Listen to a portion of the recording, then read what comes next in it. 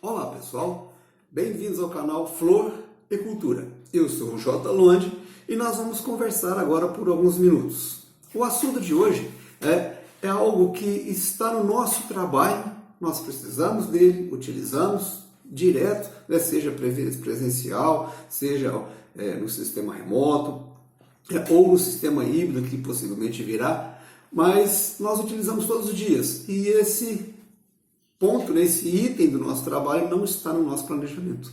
Nós não planejamos isso. De que eu estou falando? Estou falando da linguagem. Linguagem é a nossa ferramenta, é como nós nos expressamos, seja na sala de aula, seja no ambiente de escolar, no ambiente de família, com amigos, enfim, no nosso dia a dia. No ambiente educacional, a linguagem ela assume um aspecto vamos dizer assim, profissional, porque é a linguagem que eu vou utilizar para me comunicar com os alunos, para passar a minha mensagem, para falar aquilo que eu preciso falar, né? E eu quero comentar com vocês hoje a necessidade da gente observar alguns pontos, né, que eu chamei de as belas mentiras. Não sei se você conhece. Quando eu estava na graduação, na licenciatura, eu li um livro com esse nome chamado As Belas Mentiras. E a autora que escreveu esse livro, ela lista uma série de palavras, de expressões que nós utilizamos no dia a dia, né, no ambiente escolar, e que acaba passando uma mensagem diferente daquela que nós gostaríamos de passar, né? Ou seja, nós falamos uma coisa e dizemos outra. Antigamente havia uma expressão assim, falou e disse. Quer dizer que falar e dizer são coisas diferentes. Vamos comentar hoje, vamos falar um pouquinho sobre essas belas mentiras que estão assim tão enraizadas no nosso linguajar que nós não percebemos, né? O quanto isso nos afeta, quanto isso interfere na nossa profissão, quanto isso interfere no processo aprendizado até. Nós muitas vezes nos desvalorizamos e esperamos que a sociedade nos valorize. Se quisermos ter algum valor, terá que partir de nós mesmos. Então vamos lá, vamos começar. Eu fiz uma lista aqui de algumas, né? Vamos começar pela primeira aqui, ó. Eu sou professor. Eu entro na sala de aula porque eu vou professar uma verdade. Primeiro para mim, depois para os alunos. Agora, algumas pessoas dizem que eu sou educador. Eu não sou educador educador dos meus filhos. Lá na escola eu tenho uma função específica. Eu me formei, eu tenho uma licenciatura para ser professor e não para ser educador. Educador é um termo amplo, né? Aí tem pessoas que dizem, não, mas educador de estudo. E aí que está o problema, né? Ele não diz nada. Porque o professor educador, o supervisor, o vice-diretor, o diretor, a cantineira, o porteiro, o pai do aluno que está ali diretamente envolvido com a escola, fazendo um trabalho, fazendo um projeto. Então, todas as pessoas que estão envolvidas no processo educacional são educadores, mas o professor tem uma função específica dentro da sala de aula. Dentro da sala de aula ele é professor. E se você deixar que outros te chamem de educador, você está deixando que outros tirem de você o valor que você tem. E eu diria até o pouco valor que nós temos, né? Espero que essa reflexão possa, né, levar o professor a ser um pouco mais valorizado como profissional, como professor, né, e não como um educador. Claro que o professor não é aquele lá do século XVII que passava informação, não é aquele que ficava lá rabiscando palavras num quadro, né, com um toco de giz. Isso não é professor. Assim como o médico de hoje não se confunde com os barbeiros do século XVIII. Nós evoluímos, mas não deixamos de ser professores. Outro ponto que eu queria falar também é o seguinte, o Paulo Freire diz que nós somos animador cultural. Eu gosto muito do Paulo Freire, já estudei os livros dele. Pedro Demo diz que nós somos o pano de fundo da educação. Bom, desse jeito eu vou continuar acabar virando papel de parede. Eu não sou pano de fundo, eu não sou animador, eu sou professor. Simplesmente isso.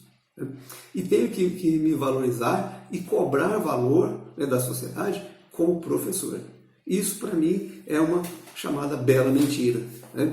É uma coisa bonita de se falar, é uma coisa assim, aparentemente está elogiando, né, está promovendo, mas na prática, no dia a dia, acaba denegrindo, acaba tirando o valor ao invés de agregar valor.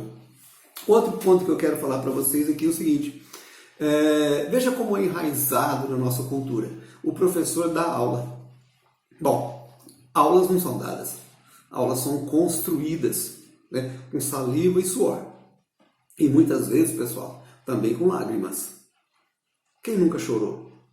Lá no banheiro da sala dos professores, escondidinho. Quem nunca se angustiou com a profissão? Quem nunca chegou ali depois de uma aula que o aluno não quer aprender, que o aluno te agride? E o professor muitas vezes é humilhado na sala de aula, é agredido com palavras, né, de forma psicológica, porque isso é agressão. A agressão não é só física, a agressão também é psicológica. O ambiente escolar é um ambiente de alta violência, porque a escola reflete o mundo lá fora. A violência da sociedade, ela vai para a escola, ela entra pelos portões da escola, e o professor trabalha num ambiente de extrema violência. E depois alguém chega e diz que você dá aula. Peraí, não é bem assim. Eu, com 39 anos de sala de aula, nunca dei aula. Eu sempre fui um professor, um profissional. Eu fui para a sala de aula sabendo o que eu queria fazer, fiz com o melhor que eu pude fazer. Eu jamais aceitei alguém dizer, aquele professor está dando aula. Porque, na minha opinião, quem dá, dá de graça. E quem dá de graça não tem compromisso. Eu já vi muitos dadores de aula. São diferentes de professores. O professor se compromete, ele tem um planejamento, ele tem uma ação, um plano de ação, ele acredita no que faz, ele tem entusiasmo, ele sabe para onde que ele está indo. O dador de aula não, ele vai lá, passa um tempo com os alunos, fala algumas coisas, rabisca alguma coisa lá no quadro, passa uns vídeos e vai embora para casa sem compromisso, sem nada. Isso é dador de aula, isso não é professor.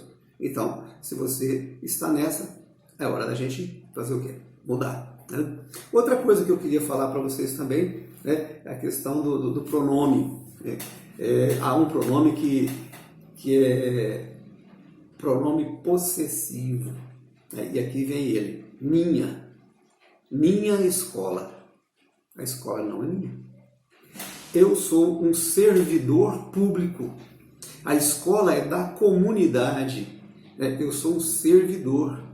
Eu não tenho a posse da escola. A escola não é minha. A escola não é sua. Agora, há um momento em que a escola passa a ser sua. Você sabe quando a escola é sua? Quando ela tem problemas.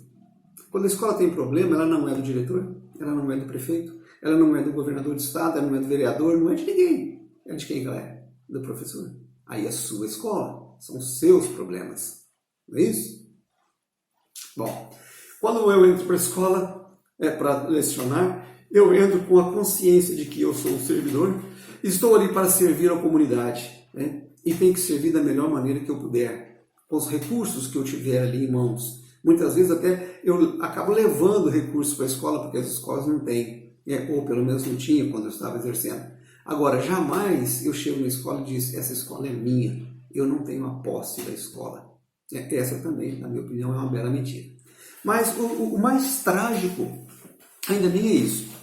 O trágico dessa questão é quando eu digo meu aluno. Pessoal, o aluno não é meu. Eu não tenho a posse do aluno. Meu é um pronome possessivo. Eu não posso coisificar o aluno e tratá-lo como um objeto.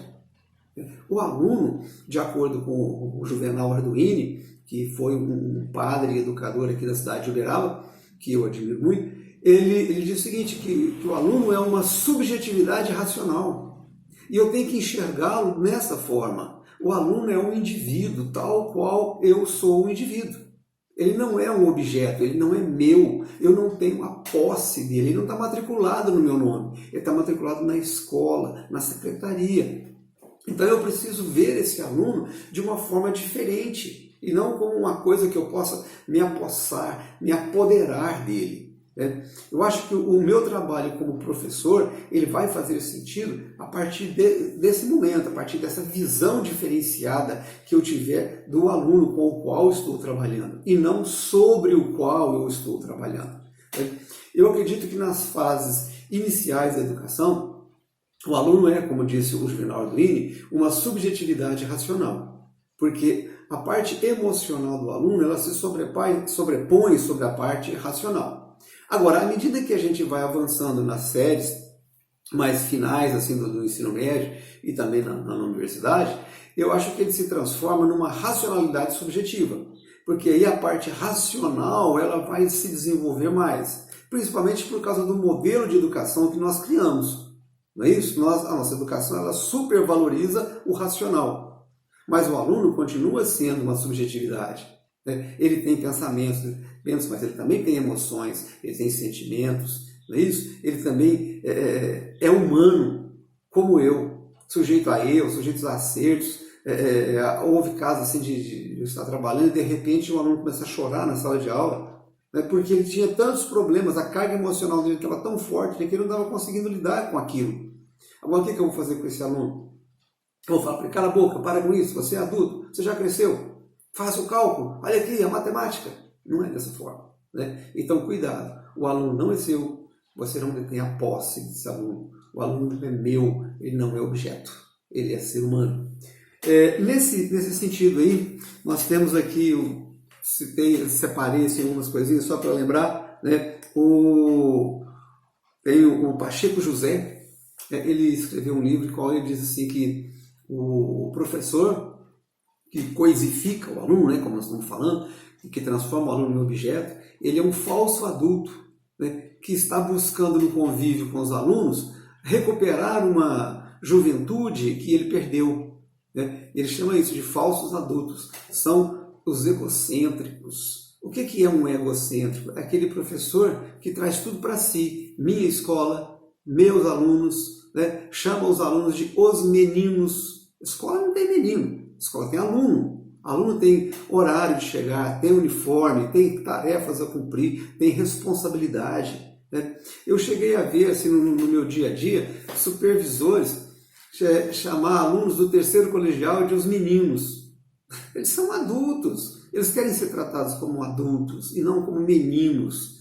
Mas quando eu coloco o aluno nessa condição de menino, eu me sobreponho sobre ele. Eu coloco o meu ego acima dos outros, acima daqueles objetos com os quais eu estou lidando. O egocêntrico, o professor egocêntrico, tudo gira em torno dele. Minha escola, meus alunos, meu problema, assim, meu trabalho. Então ele está sempre atarefado. Ele não tem paz, ele não tem sossego, ele não tem um momento assim para sorrir. E está sempre desgostoso. E, ao mesmo tempo, lamento dizer, sempre incompetente. Porque não tem como você fazer tudo 100% do tempo de forma 100% satisfatória. Faça menos coisas, delegue mais, mas faça melhor. Agora, o que vai te ajudar nisso aí? O planejamento. Você vai planejar a sua ação, mas cuidar também da sua linguagem. É isso? Porque o egocentrismo, ele traz para si todos os problemas, todas as responsabilidades. Tem professores, assim como também tem diretores, tem supervisores, que querem carregar sozinhos a escola. Coloca aquele peso nas suas costas e sai arrastando aquilo, achando que é eficiência. Não é, é egocentrismo. E aqui eu preciso deixar aquela frase para a gente já começar a caminhar para o final do vídeo. A frase é o seguinte: em educação não se trabalha para o ego. Temos que tomar bastante cuidado com isso. Não estamos na sala de aula, não estamos em contato com o aluno para trabalhar para si mesmo, para trabalhar para o ego. Eu não tenho que fazer lá no meu trabalho aquilo que eu gosto de fazer, aquilo que me dá prazer. Eu já vim falar muito disso, A aula do professor tem que ser prazerosa. Houve uma situação engraçada, eu vou contar aqui, é quase que uma piada.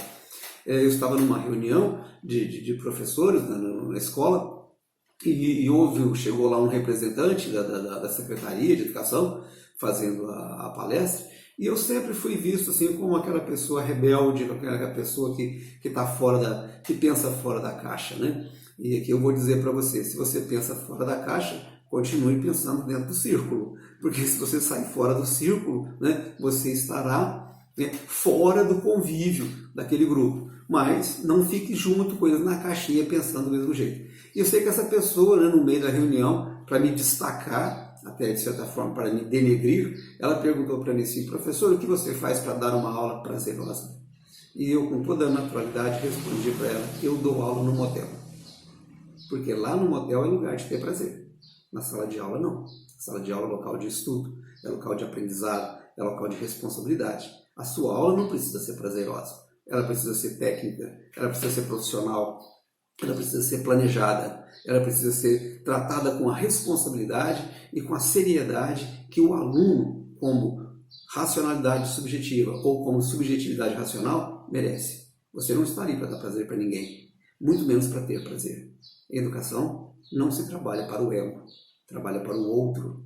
É isso aí, pessoal. Espero que vocês tenham gostado do vídeo.